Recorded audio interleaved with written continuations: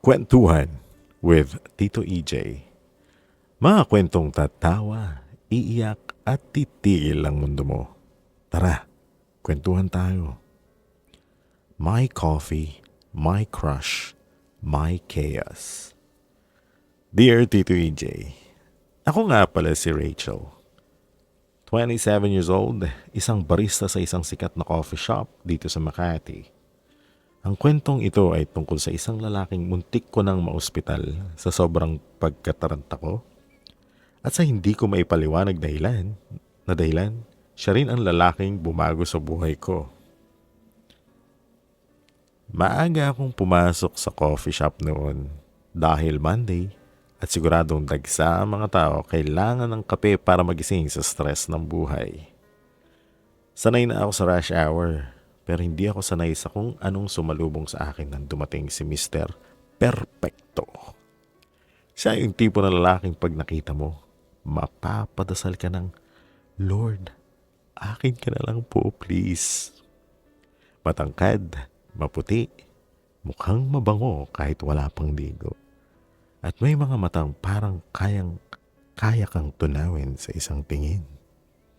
At syempre, sa hindi ko maipaliwanag na dahilan, sa akin pa siya umorder. Isang caramel macchiato, extra hot. Muntit nang lumabas ang extra hot ka rin sa bibig ko, pero nakapigil pa ako. Kaso lang, Tito EJ, may problema. Nakatingin siya. At dahil doon, hindi ko na malayang maling pindutan ang napindot ko sa coffee machine at boom! Tumalsik ang kape sa kanya. Diyos ko po, sorry. Akmang hahawakan ko siya para tignan kung napaso siya. Pero sa taranta ko, nadulas ako. At hindi ko alam kung paano, pero nagawa kong mapahila ang damit niya. At ayun, hubad ang pangitaas niyang katawan sa harap ko. Tito AJ, gusto ko na lang mahimatay sa kahihiyan. Ang daming customers sa loob. At lahat sila napatigil sa eksena namin. Siya naman, parang slow motion lang na tumingin sa akin. Habang hawak ang damit niya, basa na ng caramel macchiato, sabi ko sa sarili ko, Rachel, magsisimba ka na talaga araw-araw pagkatapos nito. Ayos ka lang? Tanong niya habang tinutuyo ang dibdib niya gamit ang panyo niya. Sorry po talaga. Hindi ko sinasadya. Pasensya na po. Napangiti siya. Okay lang. Pero sana next time, hindi mo na kailangang hubaran ako agad. Napatulala ako. Damn, Tito EJ, nagbibiro siya. At ang mas matindi, ang gwapo niya habang ginagawa yun. Sa sobrang hiya, hindi na ako nagsalita. Hanggang sa kinuha niya ang phone ko sa counter at may tinipa doon. Pagbalik niya ng phone ko, may bagong contact name na nakasave. Jake, the coffee accident victim. At doon ko lang na-realize, kinuha niya ang number ko. Lord, ako na ba ang pinakamapalad na babae sa balat ng lupa? Simula noon, palagi na siyang bumabalik sa coffee shop. Pero hindi lang siya basta umorder. Nagpapapansin siya. Pahingi ng extra sugar para mas sweet tulad natin. Pwedeng dagdagan ng gatas para creamy tulad ng future nating dalawa.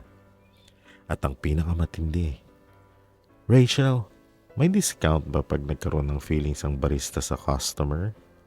Tito EJ, akala ko sa Wattpad lang may ganito. At syempre, hindi ko rin napigilan ang sarili ko kung ma-develop sa kanya.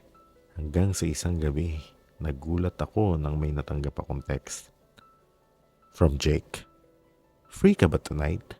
I want to take you out on a proper date. Tito EJ, untik ko nang ibagsak ang cellphone ko sa kilig. Sabi ko sa sarili ko, chill lang. Rachel, normal lang to. Pero nung sumundo siya, nakasakay sa isang black Mustang. Tapos naka long sleeves at mabango. Letseng pagkakilig to. Dinala niya ako sa isang rooftop restaurant kung saan kita ang buong city lights. At habang kumakain kami, bigla niyang hinawakan ang kamay ko. Rachel, seryoso niyang sabi. Napalunok ako. Bakit? Hindi ko alam kung paano nangyari to. Pero simula nung natapunan mo ako ng kape, hindi na kita matanggal sa isip ko. At doon, Tito EJ, tuluyan akong bumigay. Sino ba naman ang hindi kikiligin doon? At bago matapos ang gabi, hinalikan niya ako sa noo at wala na akong nagawa kundi ngumiti na parang ewan. Mula noon, naging official na kami. At kahit maraming beses ko na siyang natapunan ulit ng kape, hindi siya nagreklamo.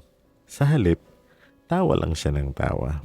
At ang mas nakakakilig, 2 taon matapos ang unang coffee accident namin, doon din mismo sa coffee shop kung saan kami unang nagkakilala, habang hawak ko ang baso ng kape niya, may nakita akong maliit na papel na nakadikit sa cup sleeve. Nakasulat doon, "Marry me, my barista." At pagtingin ko sa harap ko, nakaluhod na si Jake, may hawak na singsing. At siyempre, Tito EJ, oo ang sinabi ko. Dahil minsan, ang pag-ibig parang kape. Minsan matapang, minsan matamis.